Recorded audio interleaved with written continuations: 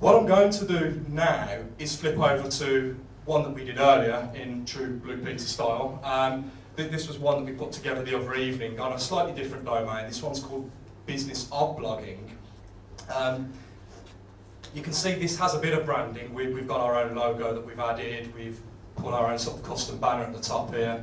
We added a blog post about signing up for the event today, which you can see has a logo in here, some links. It's broken down by subheadings. There's even a nice Google Map facility, which is very easy to install. And Brett kindly wrote a nice optimised version of that blog post that I've just installed, which you can see just here, Effective Blogging for Business. This is almost the same as the one that I've just published, but you'll notice it's broken down by subheadings. We've got a main heading at the top, some subheadings here. I've highlighted the use of keywords just to demonstrate the keyword parts. So we have blogging for business in a heading in the text. We also have business blogging, which is a slightly different spin on that.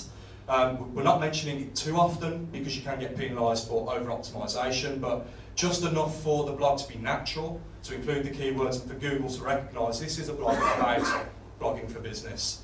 There's an image there again with some keywords attached to it. And this particular blog is about 700 words. In my opinion, this is where Brett and I disagree. I think the more words, the better. Automatically, you'll see the blogs with more words outperform the blogs with less words. But similarly, there's an advantage to blogging frequently. So if you can get 2 blogs out of one, you know, there's pros and cons, and it's down to your individual need, really. And what we also did do last night was just share this blog across a few social networks. So there's our Facebook page, which we shared the blog on this morning actually. I'm on LinkedIn, and I shared that on my LinkedIn page last night again. Twitter, we shared it on, and Google+.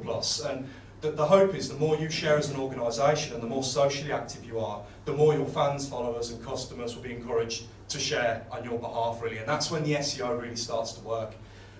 It's not when you do the sharing, it's when other people share for you. If it can go viral, if you're coming up with something very quirky or unique, that's when you can see very quick results with Google. If you can come up with something that's very catchy and just takes off, really. So I'm very aware of, I went through that very quickly, and for those of you that aren't familiar with WordPress, that might have been a lot in a very short space of time, really. But we are available afterwards, and obviously if you need any help or support, by all means, feel free to be contacted by email or phone. So that's it from me. Unless anybody has any questions on that part of the presentation, it's back over to Brett to talk a little bit more about the keywords, SEO and social media side of blogging. Okay. Thank you, David. Yeah, as David said, there's a lot there, but it is on film, so if there's anything that he went through too quickly, you'll be able to go and backtrack, and as I say, you can speak to us afterwards, and we'll be able to help if possible. I just want to look very briefly about blogging and social media. Dave's obviously spoken about adding the sharing widget there. Blog content provides an easy way to populate your social media. Why should you be doing social media? Well, again, some stats here. We've got over 600 million social users. 20% of people are online all of the time. Social sharing will impact your SEO, and it will impact your credibility as well, really. Now, again, one of the things that people say to me is, you know, nobody's sharing these things. Well, again, it's up to you to drive that. You know, all of us presumably have got family and friends and colleagues and stuff who do have Facebook pages and Twitter accounts and are in LinkedIn, and we just need to be saying to them, look, I'm just starting my blogging here, I'm starting my social media. It would be really, really good if you could just put a little bit of effort into sharing and liking and commenting on this stuff. I'm not asking you to do it forever. I'm not asking you to do it 24 hours a day, but I'm just saying benefit to my business, and obviously people who work for you and alongside you, to their business as well, is just to take some time out to share and like and comment, really. I know people like to keep, you know, their personal Facebook separate from their business activities, but it's just a case of saying, you know, help me out, and then we'll come onto content in a little while, and soon you'll be developing such great content that people will be sharing it automatically anyway. So the best thing you can do is to make your blog pages a social share and encourage others to share. Again, one of the things that I didn't put on that blog that I wrote for Dave, the Optimised blog, was just to say at the end, if you like it, share it basically. You know, why not ask for comments and feedback and encourage people to share it if they like it. Right, okay, we just want to look again at SEO. We've spoken very briefly about the changes that Google has made, and it looks at lots of different things. David's spoken about the quality of the inbound links to a site. I think lots of people know that Google are looking for websites to be updated regularly, and they're also looking at things like sharing and sociability. So a blog is just ticking so much of that to me it's a kind of no-brainer really. There's lots of things that, you know, you can update your website frequently, but to me it just seems a lot easier and more beneficial if you're doing that through your blogs really, you know. So look at the Google algorithm changes and see how blogging can benefit you from there really. Make sure you include relevant metadata and write about keywords. We'll come back to keywords in a little bit. Okay, right, let's have a look at content now. We've spoken about the reasons why, we've spoken about how. Now let's look at some of the things that we can talk about in our blogs. And this is where I shut up for at least 2 minutes and ask you guys to help me out with some ideas that you might use for your blogs. Anyone? Yeah. Do a day in the life of a particular employee.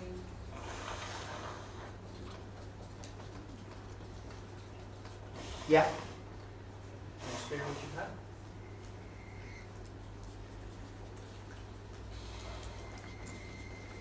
Yeah. Leading news topic. Say it again. Leading news topic. Yeah, very good.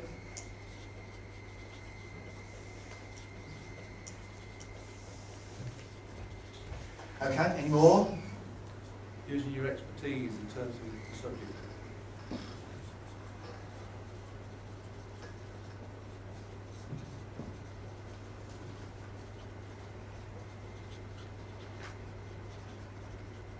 Another?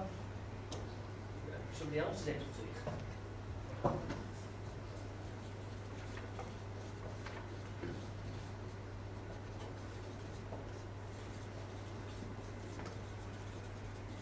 Any others? Strange or quirky sort of inquiries.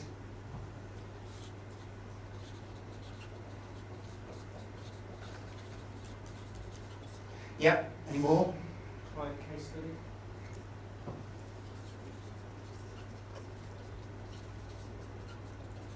Any more? Tracy. Come on. Case studies. Case studies, yeah. Yeah. Any others? Ones that I've noticed do quite well are like your top 10 lists or your top 100 lists. Fantastic. Okay. I could pick it out and make you come up with those 20, but in actual fact, I think those are actually covering some of the bases there really. So let's have a look at the list that I put together, many of which we've covered. So here's our top 10 in fact. So we've got news. Yeah, that's self-evident really. New products or services. One thing I want to make the point about blogs is that the less salesy they are, the more beneficial they will be to your organisation. Now that seems counterintuitive, but we've spoken about sharing, and people are not likely to share something which says, we're fantastic, we're the best people in the world, you've got to come to us. They will more likely share a kind of neutral thing about a new product and service. So, you know, we might have something that we are selling, but in actual fact what we want to do is just to describe very neutrally what it does, the benefits that it brings really. And that's the kind of thing, particularly if you're getting early with new products and services, that is likely to be shared. That's going to benefit your sharing platforms, and it's going to benefit the blog and ultimately the company as well. Somebody mentioned before something that's related to the news or a topical theme things. You've got to be careful here, but I think it's absolutely fantastic. You've got something to say from your experience and your business background which relates to something that is happening in the news.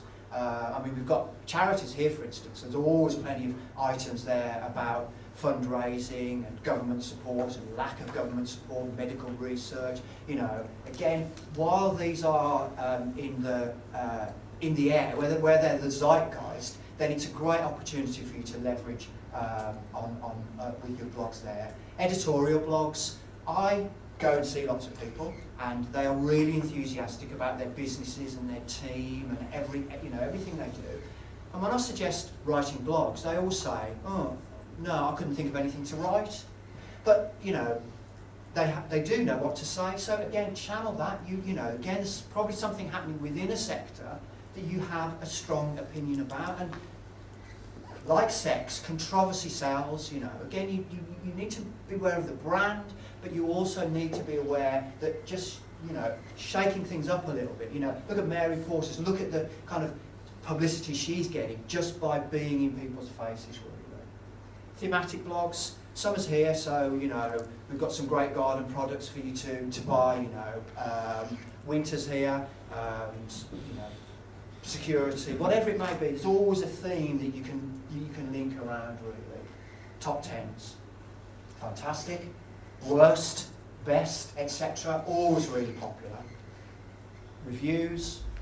Customer care. Now, customer care to me is again a really easy one to do, because you know, not only are you benefiting customers, not only will you encourage people to share that particular blog. In actual fact, if you've got 20 blogs which answer the top 20 post-purchase customer questions, you're actually not on the phone all the time answering those questions. You know, and again, if somebody's going onto your Twitter page and saying, you know, I've just brought X, Y, and Z, how do I keep it clean, or how do I prolong the life of it, or whatever, and all you do is then point them to another blog, you're just saving time and improving customer service, really. Top tips. How-tos, again, you know, how to make the best of something, how to prolong the life of something. Staff profiles, again, we've spoken continuously about the fact that this is not a corporate thing. So again, look at some of the people who are in there, the long servers, the news, the juniors, the apprentices, whatever. Get them to write their own staff profiles. 10 things you didn't know. We've spoken about case studies, testimonials, absolutely fantastic. Community-based, a lot of us have our businesses that are very based in the communities in which we work. So again, let's talk about, you know, I live in Erdington, so, you know, what's going on in Erdington, which I can talk about and which, you know, is likely to get promoted. Latest sector research, third-party items, news and updates are maybe repeated there. Useful resources, again, you know, I found this out, I found this website, I found this Facebook page, I think it would be really brilliant if you liked it. Competitions and giveaways are very, very good. Again, that's a whole new topic really, but you know, they can be, well, we've got somebody here who does it on a regular basis, and you know, it's having a powerful effect on their social media and blogging really. And again, just a straight comparison, we sell 2 products, we do 2 services. This is the difference between them really. So there's 20 ideas that we've come up without even scratching our head really. I think, you know, going back and as Dave says, sitting down and talking to other people, you're going to come up with lots and lots of ideas. Okay, ideas is one thing, keywords is another thing, and the big danger is that you don't find the connection between the two, okay? Always write with those keywords in mind, okay? David's shown you how to develop them. Lots of you will know because of your website, but always have them in mind, really. So, you know, okay, it might be difficult, but if you've got a top 10 or a how-to or whatever, you need to be incorporating those keywords, certainly in the title, in the subheadings, and in there as well. Now, don't write for Google, because that will be the end of the success of your blog. Write for your audience, but always bear in mind that you have keywords that you need to go in there.